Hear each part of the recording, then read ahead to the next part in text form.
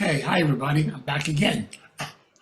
Anyway, I just want to talk today. We're going to get into one of my areas it's kind of a little bit sad but tricky, but it's called fantasy addictions. We're doing the faces of addiction right now, and we already covered codependency and we covered isolation addictions. So today we're going to go into the second world, which is called fantasy. I want to begin today by doing a reading from Each Day a New Beginning, the daily meditation book for women. And I love today's reading. So actually, it was yesterday's reading, not today. I posted it on Facebook this morning. It's a simple formula. Do your best and somebody might like it. We never guarantee success by another's standards. However, if we do our best according to the standards we think our higher power has in mind, we'll be successful. And from God, we'll always receive unconditional love and acceptance. Our higher power will help us do whatever task lies before us. And no task will be ours except those for which we've been ready. Our job is simply to go forth, taking God as our partner, and set about completing the task. We will not falter. We remember where our strength tests, where the guidance lies. Self-esteem is one of the byproducts of a job well done with God's help. An additional byproduct is that we learn more quickly to rely on our higher power's direction and strength the next time, thus reducing the time we give to fear. I can be successful today in every endeavor if I let God manage my moves. You know, that beautiful saying, let go and let God. I think the hardest thing in the world, I know for me and for many people, is that whole concept of letting go. Because it means those two things we talk about all the time, you have to kind of put in the background. It's called control and fear. The more you try to control something, the more you destroy it. The more you let it go, the more peaceful it becomes. So I want to start today by talking about the foundation of the fantasy addictions. I'll give you an overview of what they are, and then I want to get into not so much the actual addictions themselves. I want to get into the root cause and reasons behind them. The major addictions that come under fantasy, of course, are always drugs and alcohol, sexual addiction, gambling addictions, power addictions, narcissism, addicted to power, control, shoplifting, compulsive shoplifting, hoarding, and very many times, basically, all the addictions that are connected to what I refer to as secrets. See, we have a saying in the program, we're as sick as our secrets. And most people who migrate towards fantasy addictions are normally individuals who have a very powerful and yet very traumatic childhood. These are the kids who at a very early age learn how to make up stories, learn how to survive. It's almost like when you've experienced a lot of abuse, a lot of insanity, or a lot of craziness, it almost becomes like a normal to you. So as a result, to survive, very many times you go into a fantasy world or a make-believe world, hoping that somehow, some way, the world will become true. But that fantasy world can really put you into a hole. And I try to explain this the best I can. It's almost like when you have a lot of PTSD, post-traumatic stress, a lot of trauma, a lot of things that are hidden and buried inside of us. And I don't know about you, but I know for the first 43 years of my life, I had a lot of stuff buried inside of me. Even though I wasn't a priesthood, I never looked at the inside. I was too busy making sure I looked okay on the outside. And that's something we all do very many times because we're scared to go in and see the roots and the foundations of where this stuff comes from. So we talk about these particular addictions. They're the addictions that really people that come out of crazy or insane homes, they get used to insanity, they get used to craziness, they get used to crazy behavior. And as a result, they love something called excitement or insanity. It's almost like I find myself in two different worlds. It's something it's hard to explain, but I'll try to explain it the best way I can. It's almost like basically because I have so much shame, so much guilt, so many secrets, so much stuff buried inside of me. I create two people. One me that's hurting, it's really powerful, is I hide, I run away from, and I put on an outside front or a show to avoid having to feel and deal with feelings. And very many times I have a tendency to pick things and addictions to go into that have a lot of anticipation, a lot of a rush, a lot of a high. We look at that in drugs and alcohol and all the other addictions too. It's almost like I get a rush and a high from living in this fantasy world. And believe me, I'll tell you this, I have nothing wrong with a fantasy, as long as you know it's a fantasy. When you think your fantasy is reality, then you get caught up in this. All this comes from the foundation of shame, self-hatred, a negative image of self, and literally tremendously low self-esteem. As a result, then, very many times I migrate towards things that will give me an insanity or a craziness. For example, I may migrate towards sexual addictions. I get a rush and a high from the clandestine, from the insanity, and from the craziness. It's almost like this becomes a normal to me because I've lived in it most of my life. And as a result, then, very many times, I have a tendency to do some things that might be very devious. But I do them basically because the one side of me wants to do it. The other side really doesn't want to do it. Here's this conflict that goes on inside of all of us when it comes to addiction. There's a part of me that feels guilty and shameful for doing this. The other part of me tries to make believe I didn't do it. I know it sounds strange. For example, you see it in drugs and alcohol. So many times when you confront an addict about their addiction, no matter what the addiction is, the first thing they say is, not me, must be somebody else. We're always covering up. We're always hiding. We're always running. And again, the bottom line is, I don't want to look at the core, the center, the inside. I don't want to look at the things I really have to deal with in the course of my journey in life. So as a result, then, what I do is I block. Now, I'm going to explain something to you. I know it's not easy, but I have to explain it to you. One of the things you look at are things such as pedophiles. It's almost like when they're in one world, the other world doesn't exist. Good example. I lived with a priest for 6 years who is now serving time in prison as a pedophile. I had no idea at all what was going on.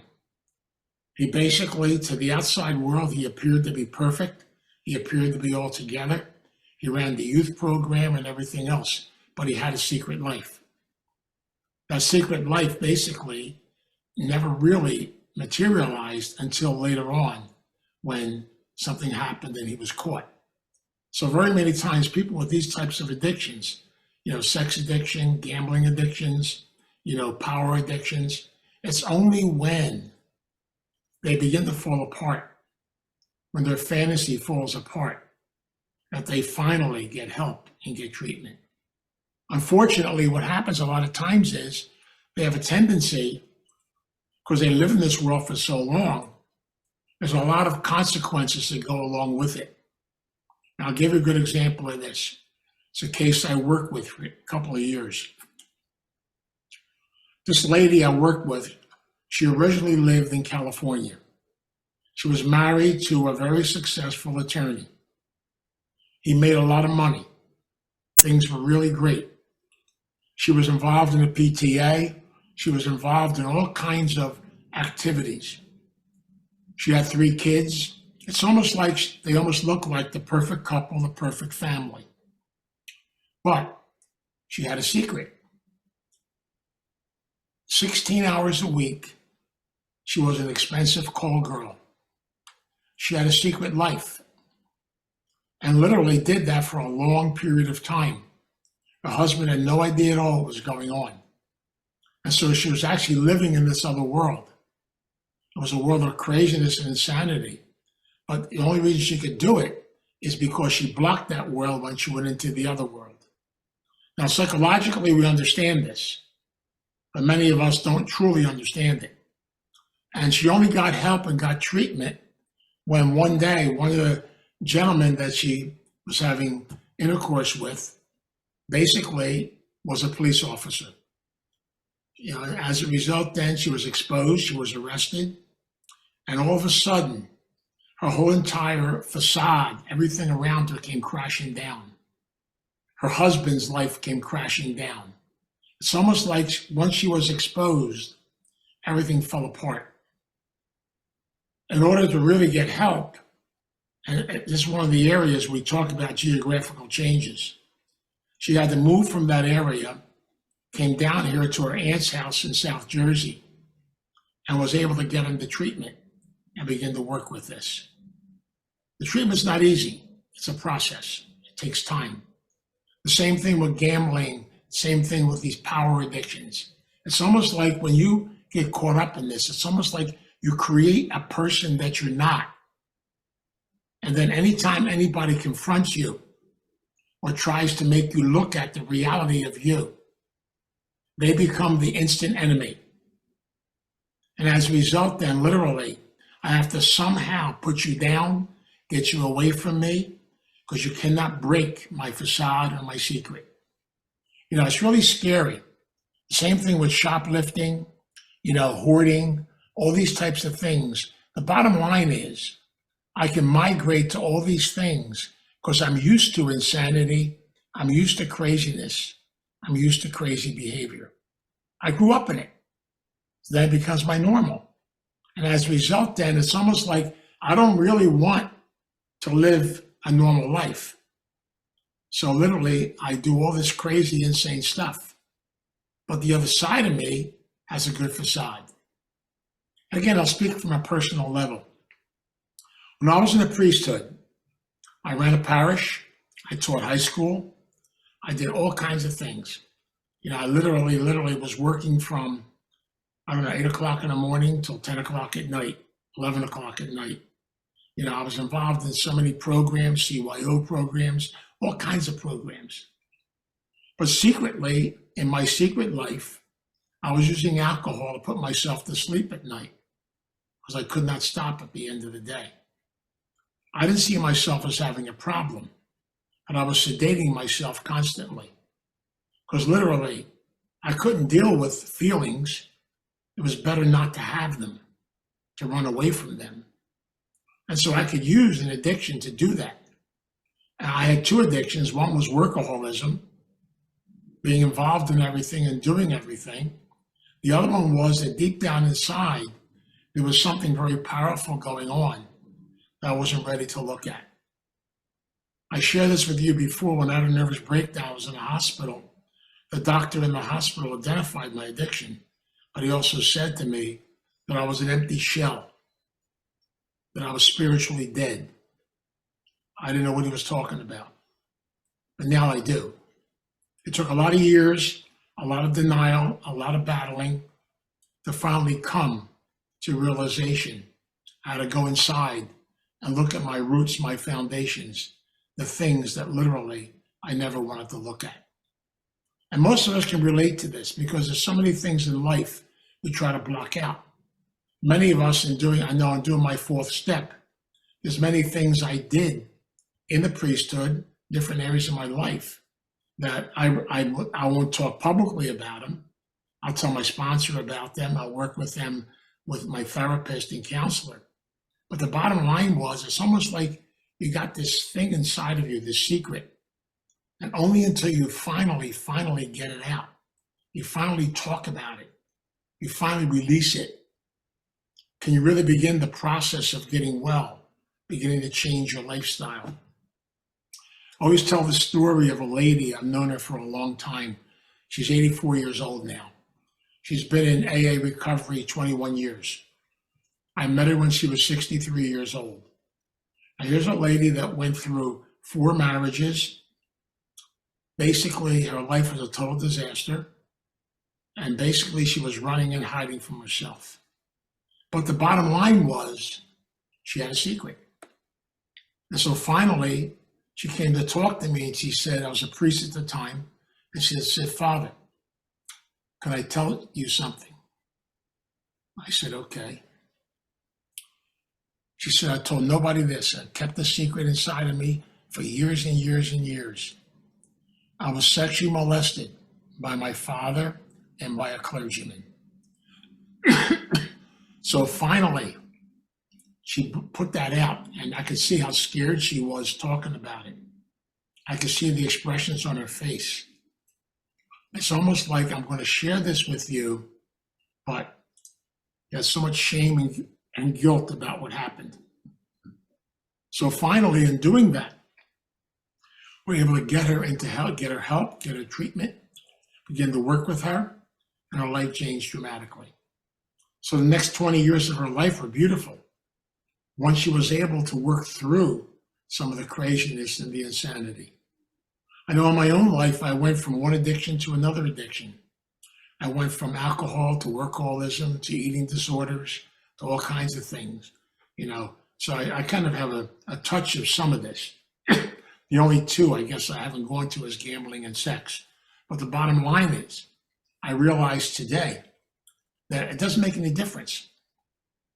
Whenever you have secrets and you keep things inside of you, and the big secret of all around these addictions is shame.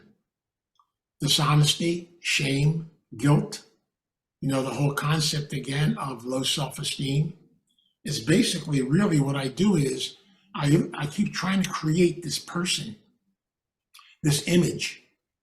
And I do it because deep down inside, I don't really like who I am. It's not that you don't like who you are, that you don't know who you are. See, it's almost like that doctor said, like there's an empty shell inside of you. The empty shell basically means you have no idea who you are. I had a hard time with this when I was a priest because I couldn't understand how I was spiritually dead and a clergyman. But now that makes a lot of sense to me. Because basically what he was trying to tell me was that inside of me, there was no me. It was a shell. There was so much stuff I was holding inside. And now I understand what they mean when they say you're as sick as your secrets. And the amazing part about this process of recovery was, it's almost like you have to face the shame. Now, it's not easy to do, believe me, because many of us hold stuff in for a long period of time. And that's why we need to have some kind of a support system. We need people around us that we can trust, people we can share things with.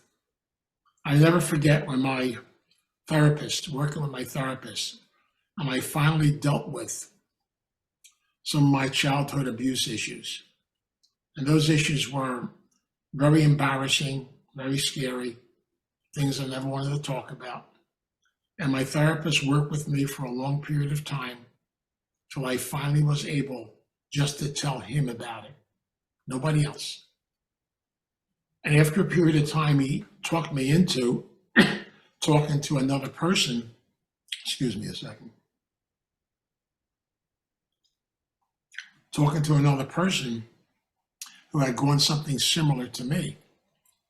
And so now all of a sudden I was able to take all this garbage, all this stuff, share it with a therapist, then share it with another person, and then slowly but surely feel more comfortable and more open about it. And I can talk about this stuff now with people in recovery. I can talk about some of it now in public. I'm able to open up the door a lot more now. I'm not ashamed to talk about it anymore. The bottom line is, that doesn't happen overnight, especially when you've carried stuff inside of you for a long, long period of time. It almost becomes a normal to you. And fantasy is a scary thing because once you get into that fantasy world, that make-believe world, it's almost like you get so used to the rush and the insanity, and not even be anything big either. I know a lady, her whole thing in shoplifting was not anything big. Now, believe me, she didn't need to do this. But every time she went to the supermarket, she had to make sure she didn't pay for one thing. she would hide it. And when she got away with it, she felt great. She felt fantastic. She got a rush and a high from it. It may have been a can of soup. Nothing that big or that important. But to her, she got away with it. It felt like an adventure.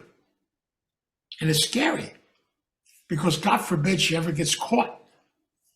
It'll turn her life upside down. You know, especially today because there's cameras everywhere in stores and places. So much stuff is recorded. And so literally this fantasy, and the hard part about fantasy is it's got to be broken. And only until it's broken can people truly get into recovery. Done a lot of work with gamblers, the exact same thing. Now, gamblers, I mean, they look at life in a very crazy way. For example, your house could be going into foreclosure. Your family may have left you. Your life's insane and crazy. And if somebody confronts you about it, your simple response will be, I'll go to the track tomorrow and get it all straightened out. I'll look for the magic. I'll look for the thing. We see it in lotteries and things of that effect. Everybody's looking for the magic ticket, the magic place. Going to change my life completely. And again, normal stuff like that is fine. People do it. You know, I buy a ticket every once in a while. But when people actually spend their entire paycheck, spend their Social Security checks on these different types of things, because they're looking for that magic solution to everything, that's when it becomes dangerous and it becomes scary. And that's why I try to show people what these fantasy addictions really are all about. Because caught up in this world, it's almost like I'm living in a world of make-believe. There's nothing wrong with make-believe if you go to Disneyland. But the bottom line is, once you get caught up in this, it almost becomes a normal to you. Now backtrack just for a couple of minutes. One of the series of lectures I do is called the iceberg theory. And if you want to take a look at this, it is on my YouTube channel, on my website. You know, the lectures are there, plus a copy of the actual iceberg is there also down in the bottom where it says other resources. But the iceberg theory is pretty powerful. You know, I picked this up in one of my eating disorder programs. It's almost like inside of us, we have all these issues going on. Now, they list quite a number of them here. I know for me, I was able to circle 7 of them that really affect me when I was in my block. So as a result, then, what we do is we use all these addictions to avoid having to look at this and feel it. Yes, I needed help. I couldn't do it by myself. It's like my denial pattern had to be broken. I needed a therapist. I needed people to work with me, to work in different directions. I need a support system. You know, I'm finally learning in my life, I don't want to be alone by myself. And so I even opened up other doors. You know, so today, I've got a lot of support. I've got strong support from different areas in my life. I still go to my 2 meetings a week. I still go to my therapist, see my therapist every 2 weeks, because I want to continue getting better, growing, and keep learning. So it's a process is really what it's really all about. Now I'm on Medicare, it's even better. But the bottom line is I'm able to work on things and work in a different direction. So I try to tell people these are very powerful addictions, and they do affect a lot of people. You know, I've seen a lot of professional people get affected by these things, you know, politicians, all kinds of people. We actually get caught up in that. It's almost like a power fix, literally. Executives and big corporations, things to this effect. And it's almost like I have to keep myself centered in what I do. Otherwise, I can slowly but surely drift and get into all kinds of crazy stuff, clandestine stuff, sometimes illegal stuff, all kinds of things. Because literally, I keep having this image that I'm better than what I am. I try to make believe what I am. Give you an example of this. Back in my early years, I worked in a drug and alcohol detox center in Atlantic City. It's called Narco back then. Now it's called the Johnny Brooks Center. And And most of the guys who were in that treatment center were court committed. And one day, after they were there about 3 weeks, and they were allowed to have a weekend pass. Now here's the guys that had nothing. They would go out and walk around like they had $1 million, because literally they were living in a fantasy world. They would take about 6 or 7 $1 bills, roll them up, and put a 20 on the outside of it. Make believe they had a lot of money. They walk around with a briefcase like they were somebody. It's almost like I have to make believe I'm somebody so people will like me. People pay attention to me. But in reality, I don't want to just be somebody. I want to be who I am. I want to be my own self. And that's the scary thing about fantasy, because once you start creating them, it's almost like it becomes normal to you. You know, it's almost like, and I'm going to use a different term for a second. It's almost like I tell a story, it's not real. Then I tell another story. Then I tell it again. Then I tell it again. Now it becomes real for me. Now all of a sudden I'm something I'm not. Then all of a sudden what happens is I get into it so deeply that now I'm scared to death somebody's going to find out about it. So I walk on water. I walk around tense, because literally what I'm sharing, as an example, isn't really true. I made it up. But the bottom line is, I'm scared people will find out. So I close the door. So I got to stay in my fantasy world, because now what I've done is I built it up, and up to a point where it consumes you. It takes over in your life. And that's the scary part about this whole thing, because I can also do something else, which is, we call it addiction jumping. Go from one addiction to another addiction to another addiction to another addiction, and basically get the rush and the high no matter where you go. Now, I want to spend some time today on fantasy, because to me, it's a powerful disease. And many times we don't understand it a lot of times. It usually is people deep down inside. If we go to the root, go to the core, the main issue is shame, powerful shame. And many times it's because I never had the opportunity to really be the person I'm supposed to be. You know, I'll never forget, and these things happen a lot. You know, I see them all the time. I'll never forget one of the situations I did in an intake. And, you know, it's almost like little children, how they get contaminated by this stuff. I probably told you this story before, but I had this grandmother come in, and she brought her 4-year-old daughter in to see me. And she was telling me all about her daughter, who's a drug addict, who has all kinds of problems, who's always comes home drunk and high all the time. And this little girl's living with her. And so I watched the little girl. She was sitting there listening, but she had her fingers, she was tapping. And all of a sudden she said to me, here's a 4-year-old saying to me, "Grandma, let me tell the man about it. You weren't there." That 4-year-old started telling me about how she literally took care of her mother and created her own little fantasy world around her mother. It was scary.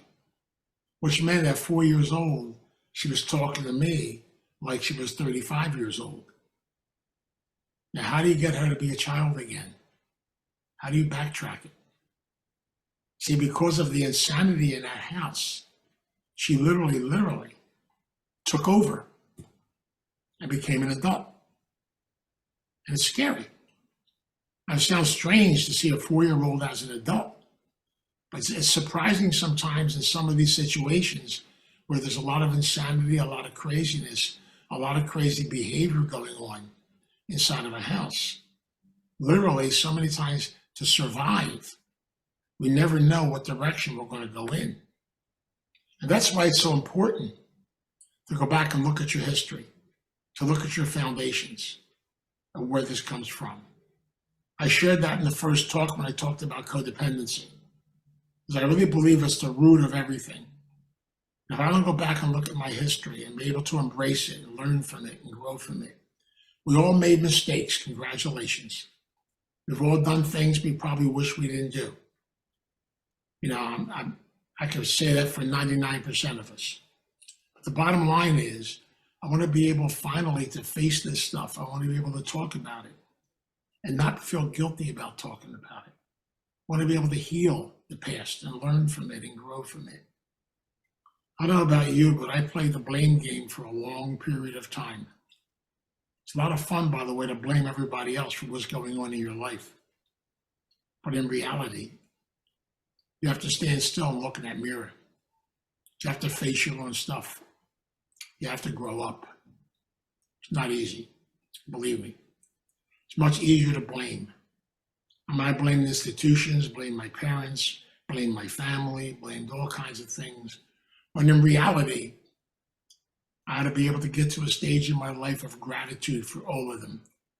People always say to me, do you reject me? Do you not like the fact that you were a priest? I say, no, I loved it. It was part of my life, part of my journey. I make a lot of mistakes while I was in it? Yeah. I make a lot of mistakes today? Yeah. But the bottom line is, I'm grateful for it because I learned a lot too. So you have to constantly try to let go of the negative and begin to heal and move on. And that means facing your demons, facing your secrets, healing them, learning from them.